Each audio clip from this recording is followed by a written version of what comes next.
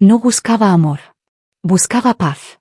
Tras la muerte de Miguel, no reconstruí mi vida, simplemente, la hice más pequeña.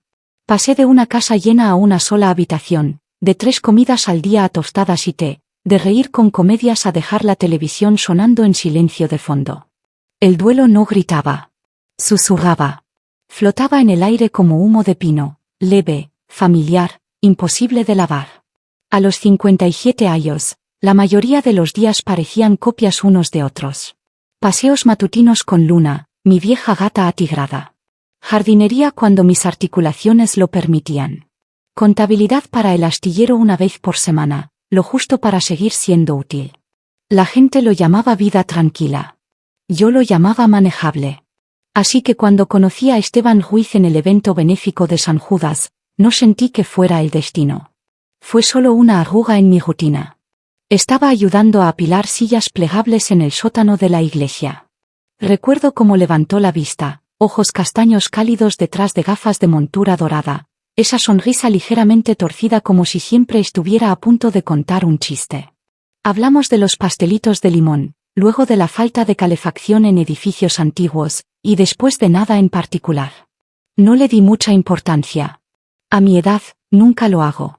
Pero el siguiente domingo, ahí estaba de nuevo. Se sentó a mi lado durante el servicio, sin moverse inquieto, incluso tarareó durante los himnos. No había oído a un hombre tararear en la iglesia desde Miguel. No hablas mucho, dijo durante la hora del café. He dicho suficiente en esta vida, respondí. Rió, genuinamente. Entonces quizás necesitas a alguien que escuche. Es ridículo como algo tan pequeño puede quedarse contigo. Esa frase me acompañó a casa. Se instaló en mi cocina.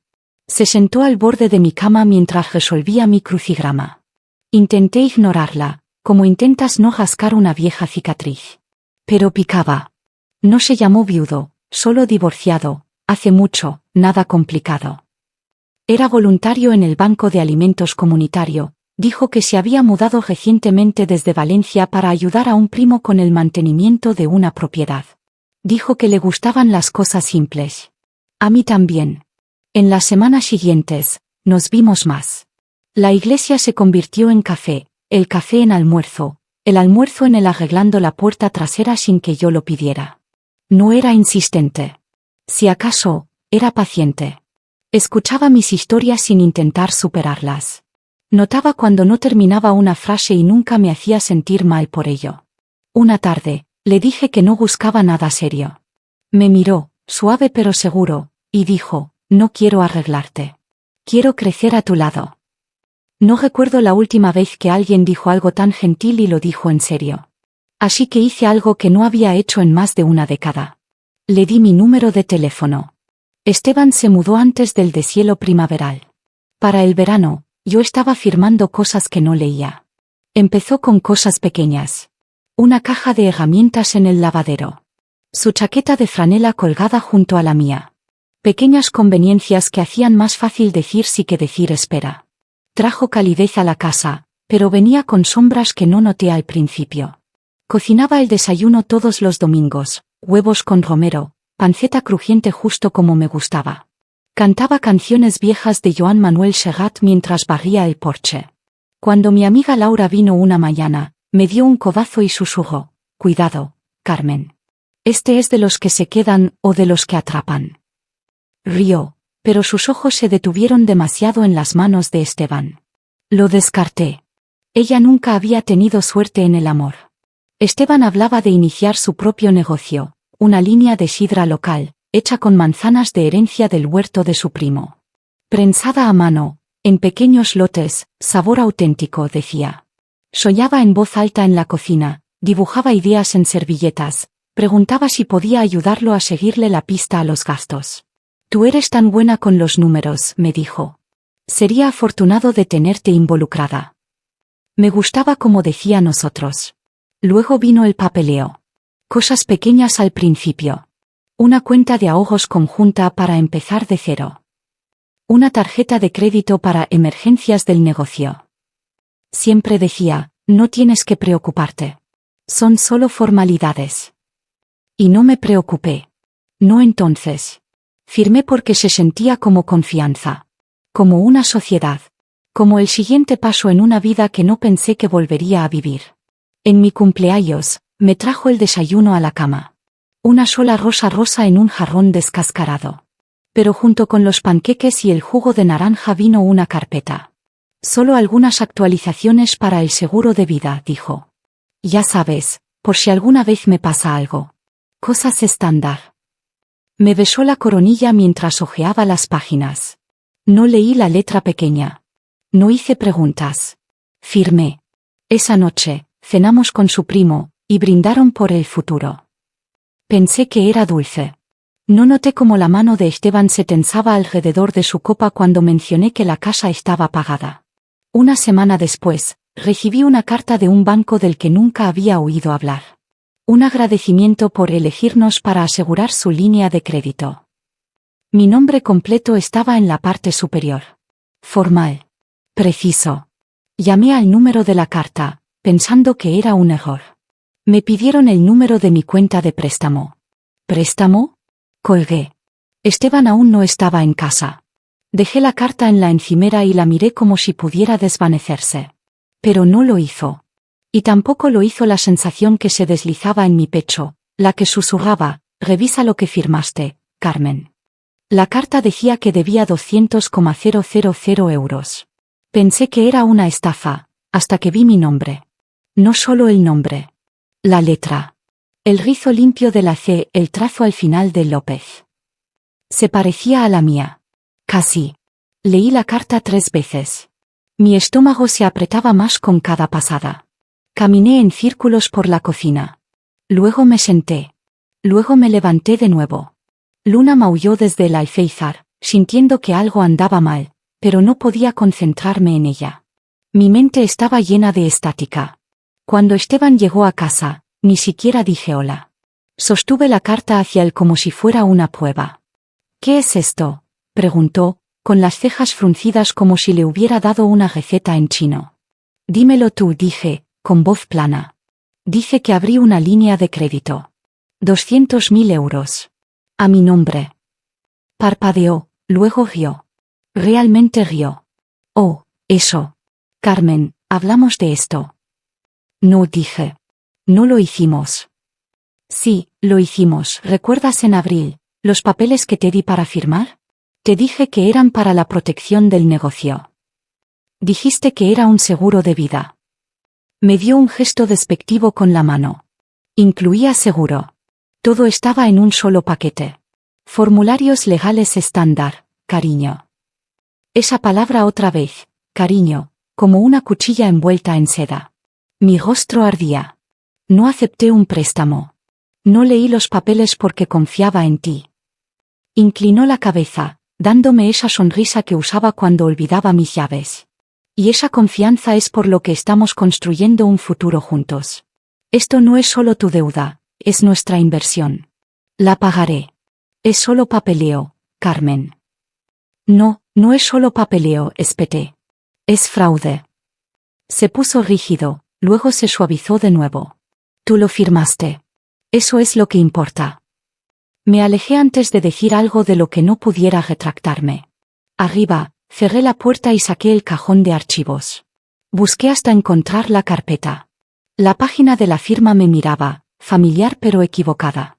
El ángulo de las letras, el espacio entre Carmen y López, era demasiado limpio. Demasiado preciso. Lo comparé con mi vieja licencia de conducir, con una tarjeta de cumpleaños que había firmado para Esteban el mes pasado. Las diferencias eran sutiles, pero estaban ahí. Me senté en el suelo del dormitorio, la carpeta en una mano y la carta en la otra. Mi respiración se acortó. Mi pecho se apretó como un puño. Me incliné hacia adelante, con los brazos alrededor de las rodillas. Las lágrimas vinieron lentamente, luego todas de una vez. Esa firma no era mía. No realmente. Llevaba mi nombre como una máscara. Me quedé allí mientras la luz del día se desvanecía, entumecida desde dentro hacia afuera. No era solo el préstamo. Era todo lo que representaba. Susurré en la oscuridad, esa no es mi firma. Y la parte de mí que había confiado en Esteban sin cuestionar, Esa parte se rompió por completo. No era solo tinta. Era un robo envuelto en confianza. Miré los documentos de nuevo la mañana siguiente, pero esta vez no lloré. Preparé té en su lugar. Medí el azúcar. Alimenté a Luna. Los movimientos eran mecánicos, pero firmes. El duelo me había hecho colapsar. La traición me hizo mover. Sabía lo que necesitaba, mi firma. La verdadera. No la que Esteban había garabateado para imitarme. La que curvaba a la izquierda en la C, aplanaba la M, se desvanecía al final de López con un gancho suave que solo yo hacía. La recordaba. La había hecho miles de veces, en cheques, en permisos escolares, en tarjetas de condolencia. Así que subí al ático. No había estado allí en años. El polvo se pegaba a mis manos mientras abría cajas viejas. Fotos de boda. Recibos. Tarjetas de cumpleaños que escribí para Miguel. Notas de San Valentín. Diarios. Tantas cosas que había guardado, pensando que nunca las necesitaría de nuevo. Pero aquí estaban, pedazos de mi vida, cubiertos con mi letra. Llevé las muestras a una pequeña oficina legal a 2 pueblos de distancia. La recepcionista levantó las cejas cuando pedí un experto en caligrafía, pero no lo cuestionó. Me llevó a una sala trasera donde un hombre mayor llamado Torres estaba sentado detrás de un escritorio desordenado, mirando a través de gafas redondas como si no hubiera parpadeado en horas. Puse los papeles sobre la mesa. Creo que alguien falsificó mi firma. Necesito estar segura. No habló mucho. Solo asintió, ajustó la lámpara y se puso a trabajar. Me senté en un rincón con las manos cruzadas mientras comparaba ángulos, trazos, inclinaciones. Miró entre el formulario del préstamo y las tarjetas de cumpleaños, pasando de un lado a otro por cada una. Después de 20 minutos, se recostó. No es tu escritura, dijo simplemente. Es muy buena. Pero es una imitación. Puedes verlo en la vacilación aquí. ¿Ves ese pequeño temblor antes de la P? Y la presión constante, alguien la trazó, no la dejó fluir. No sabía si sentir alivio o náuseas. Tenía razón. Tenía razón.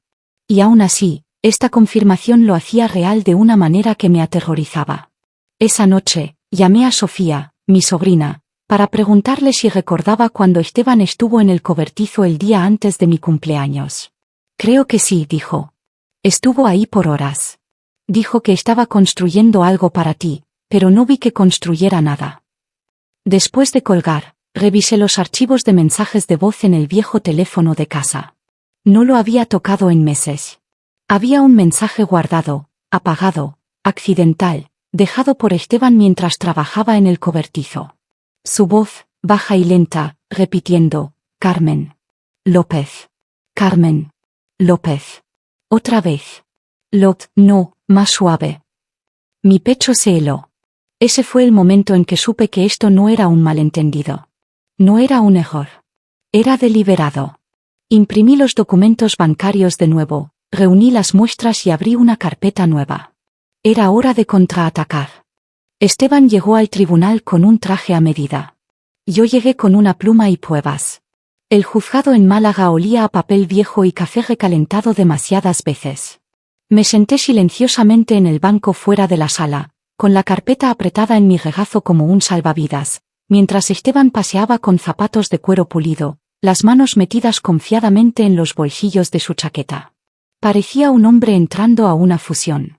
Me guiñó un ojo una vez, como si esto aún fuera un juego. No parpadeé. No sonreí. Solo sostuve mi carpeta más fuerte. Mi abogada, Clara Méndez, era estable y eficiente. No era ostentosa. Sin objeciones dramáticas ni grandes discursos. Solo hechos, organizados y afilados. Había revisado cada firma, cada registro bancario, cada marca de tiempo de los mensajes de voz. Había construido un caso que no necesitaba drama, solo necesitaba la verdad.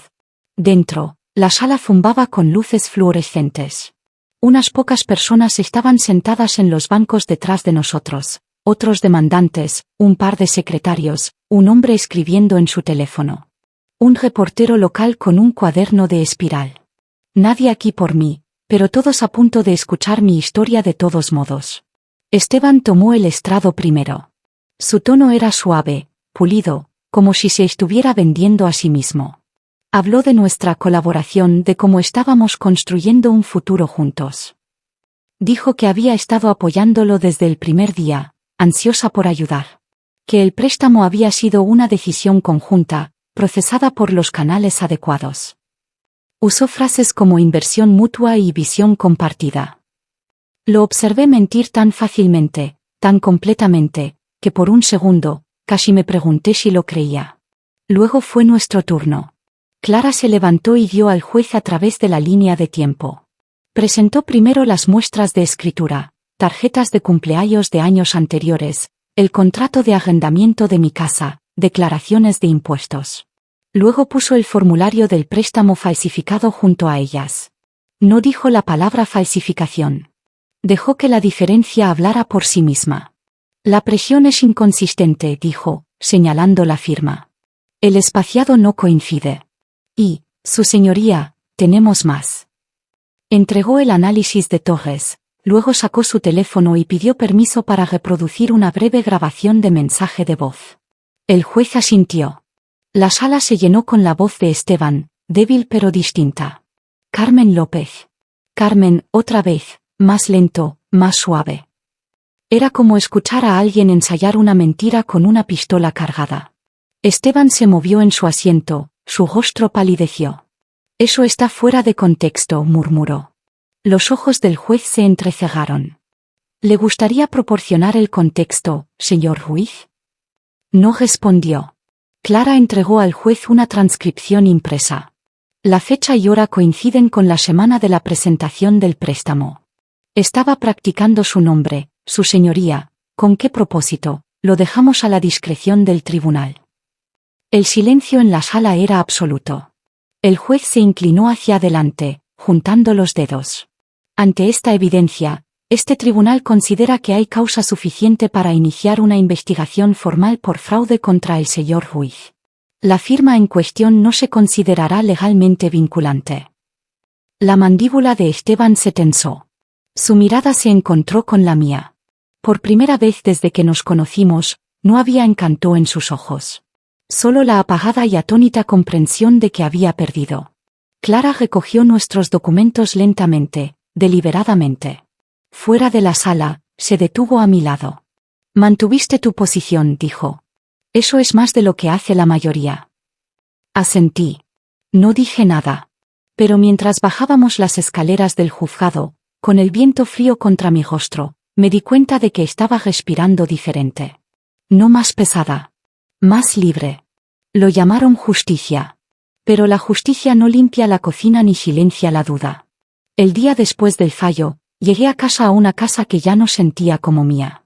Cada cajón que él había tocado, cada armario que organizó, incluso la forma en que estaban dobladas las toallas, todo se sentía contaminado. La calidez había sido arrancada como un clavo viejo, dejando atrás un espacio hueco donde algo solía estar. Me paré en medio de la cocina con la carta en la mano, la que tenía la firma falsa y la cantidad exacta de mi traición. 200,000 euros. El precio de mi confianza. Me serví una copa de vino, me senté en la encimera y miré el papel. Por mucho tiempo, no hice nada.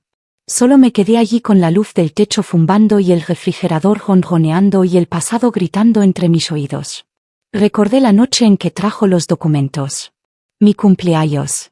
La forma en que me distrajo con panqueques y risas y solo unas actualizaciones para el seguro. Había firmado sin leer. Había ignorado la pequeña voz dentro, la que dudó, solo por un segundo. Ahora ese segundo resonaba más fuerte que cualquier otra cosa. Laura pasó por la tarde. No dijo mucho. Solo me ayudó a sacar cajas del ático, envolvió platos en periódico. Cuando vio la vieja foto de Esteban y yo en el evento benéfico de la iglesia, la primera vez que alguien nos capturó sonriendo juntos, sentí el escozor detrás de mis ojos. Debería haberlo sabido, susurré. Puso una mano en mi hombro. No fallaste, Carmen. Él te engañó. Hay una diferencia. Esa noche, me senté en el suelo de la sala y rompí la foto por la mitad. Su rostro se desgarró justo por el medio. La quemé en la chimenea junto con la carta del préstamo. Las llamas enrollaron el papel rápido, Lo devoraron como si hubiera esperado ser destruido. Pensé que me sentiría mejor. En cambio, lloré. Sollozos profundos y entrecortados que venían de un lugar más profundo que las palabras.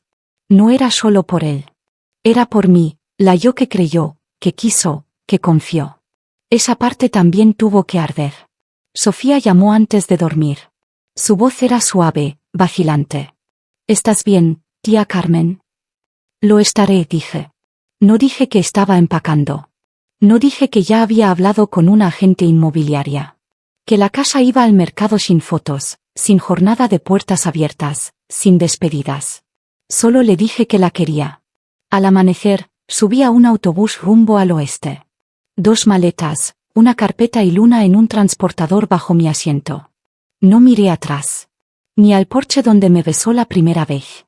Ni al jardín que plantamos juntos. Ni a la ventana donde la luz solía brillar cálida cuando pensaba que estaba segura. Algunos lugares no están hechos para ser revisitados. Y algunas mujeres, una vez rotas, aprenden a irse enteras. El contrato de arrendamiento pedía una firma. Por primera vez en años, mi mano no tembló. Sostuve la pluma más tiempo del necesario, solo dejando que el peso se asentara en mi palma. Luego firmé, Carmen López. Firme. Intencional. Sin engaño escondido debajo. Sin trampa oculta en la letra pequeña. Solo tinta y propiedad. Se sentía extraño verla de nuevo, mi nombre, libre de sombras. El apartamento era modesto. Un tablón crujiente cerca de la cocina. Paredes amarillas pálidas que captaban la luz por la mañana. Pero tenía algo que no había sentido en mucho tiempo, seguridad. No había eco de su voz en este lugar. No había olor a su colonia en el armario. Nada compartido. Solo mío. Encontré el centro comunitario por accidente, un edificio gris bajo entre una cafetería y una tienda de segunda mano. Dentro, había mujeres jugando cartas, tejiendo, leyendo revistas de hace 5 años. Me senté en algunas conversaciones. Nadie indagó. Nadie juzgó. Eso fue suficiente. Una semana después, la coordinadora del centro, una mujer llamada Marta con ojos suaves e instintos agudos, se acercó a mí. Parece que has aprendido algunas lecciones duras, dijo gentilmente. ¿Considerarías compartirlas? ¿Un taller, tal vez, algo sobre manejar dinero?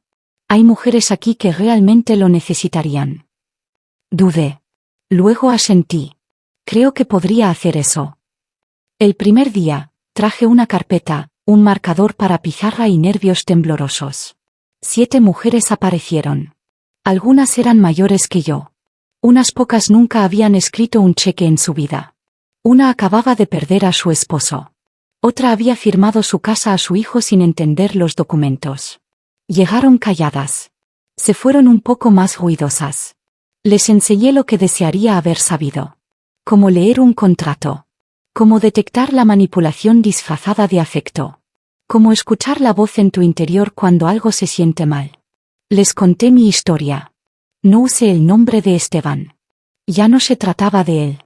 Al final de una clase, una mujer con un cardigan verde esperó a que todos se fueran. Apretó su bolso cerca y dijo, estaba a punto de firmar algo que no entendía. Acabas de salvarme. No lloré. Solo asentí. Esa noche, llegué a casa, alimenté a Luna, preparé té de manzanilla y me senté junto a la ventana. El cielo sobre Cádiz era abierto e infinito. A veces la sanación suena como aplausos. Pero a veces, es solo el suave rasguño de tu propio nombre en una página. Él robó mi firma. Pero yo firmé mi propio final.